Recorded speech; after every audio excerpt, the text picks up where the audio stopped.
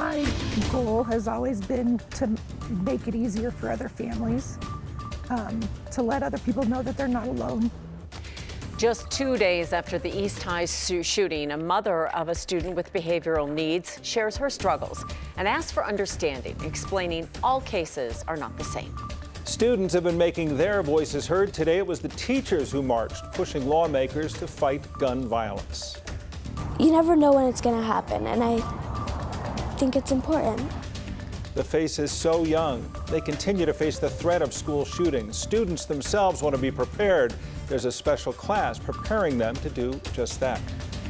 A man claims a Denver police officer assaulted him, but then he was blamed for it. That victim is now suing. With one of their deans in serious condition after Wednesday's shooting, the Denver East community continues to show support, placing more flowers on the school's E on campus. Students from George Washington High even posted signs outside the school offering sympathy with the hashtag #AngelStrong. No new information has been released on the investigation into Wednesday's East High shooting.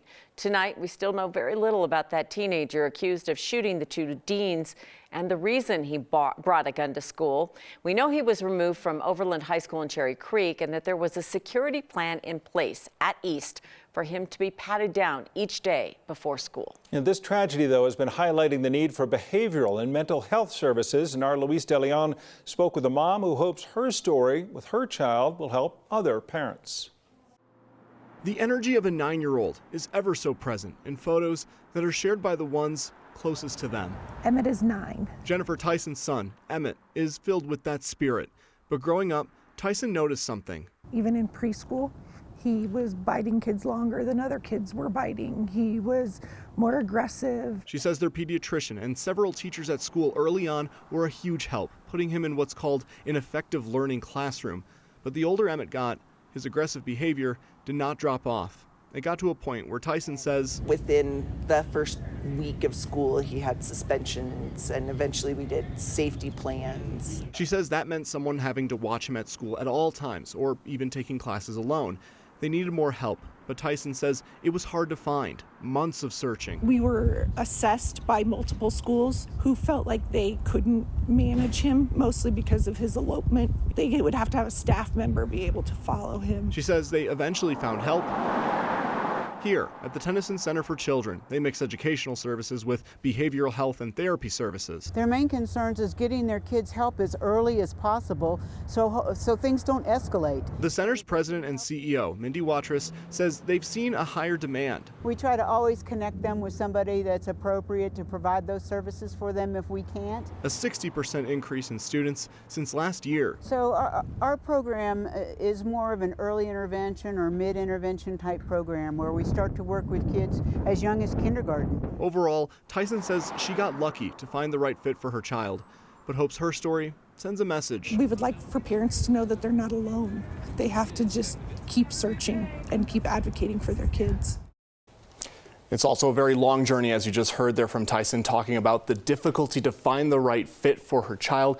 Tom Kim, in some cases, children actually go to places like the Tennyson Center, for example, through referrals from school districts. So if we take that center, for example, they currently work with around 9 school districts in our area right now.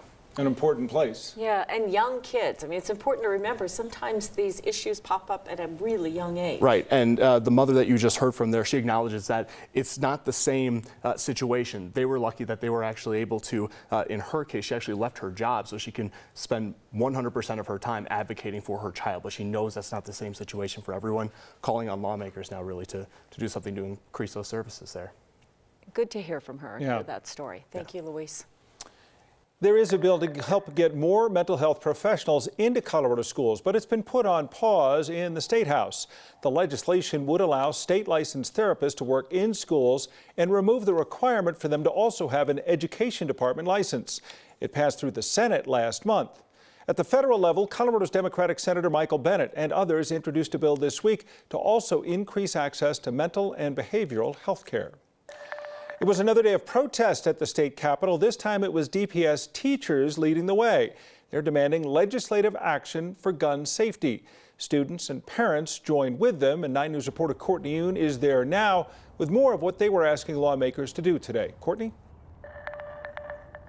Yeah, Tom, this is the second day in a row that there's been protests here at the Capitol after the shooting at East High School on Wednesday. East students also walked out of class earlier this month after the shooting death of their classmate, Luis Garcia. After marching and protesting outside, teachers and students made their way inside to get in front of lawmakers. A fourth grade teacher told me today that they often live in fear at school, fear that a shooting could come to their classrooms. He says many of them, including students, have already themselves or know someone who's experienced tragedy because of gun violence. It's never unrealistic to think that somebody I know, be it a student, be it a teacher, be it, unfortunately my own children, that could be touched at some point throughout their educational career by gun violence, and it'll likely happen to a lot of them. I think that's the hardest thing. Teachers told me DPS gave students and staff the day off for a mental health day. This protest was being planned before that happened, and they hope today is the last time they have to make their voices heard. Teachers and students are demanding legislative action fast, including bills that would raise the minimum age to buy a gun and would institute 3-day waiting periods to get a weapon, among other bills that are currently at the legislature. Yeah, you normally think of spring break as being a fun time for parents, families, teachers as well. This will be a time for a lot of thought next week in DPS. Courtney, thanks. With the tragedy that happened at East High School earlier this week, schools across the state are working on ways to keep students safe. There's a group that's helping about 80 students in Denver be prepared if something does go wrong. Our Byron Reed shows us how they're learning first aid to make a difference.